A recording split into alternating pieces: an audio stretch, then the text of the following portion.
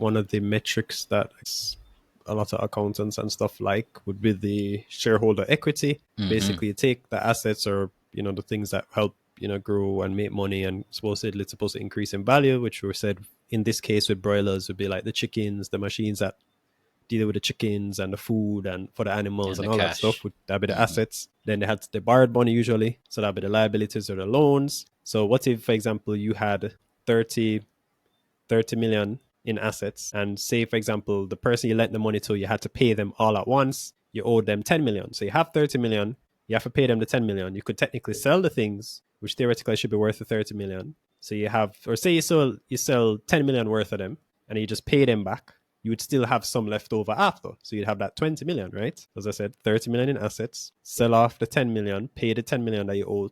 You still have 20 million left. So that would be the equity. So when you look back at the previous financials, so April 2023, the audit, this was before the recheck and whatever, they had equity of 25 million or 25 billion, right? 25 which you billion. say is good, So shareholder equity.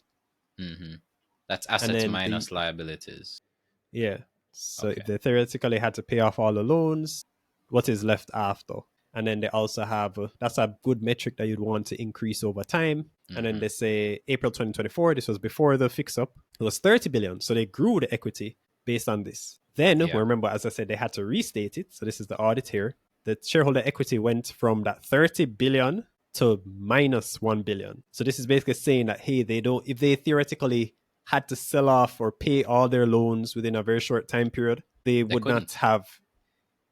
Theoretically, they couldn't. I mean, technically, you could get stuff for sold at a higher price than that and other stuff. But yeah, so that's not really a good sign. So you went from positive shareholder equity to negative shareholder equity, and it was just like bam with a flash. And then if you look at the May 2025 numbers, it actually is less. It's minus 10 billion. Yeah. Right. So you basically went from 30 billion to minus 10 billion.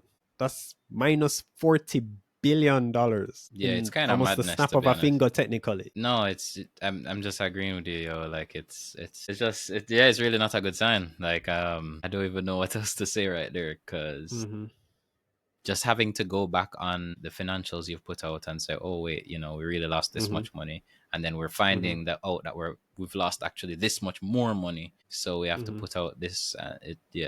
The deficit is insane.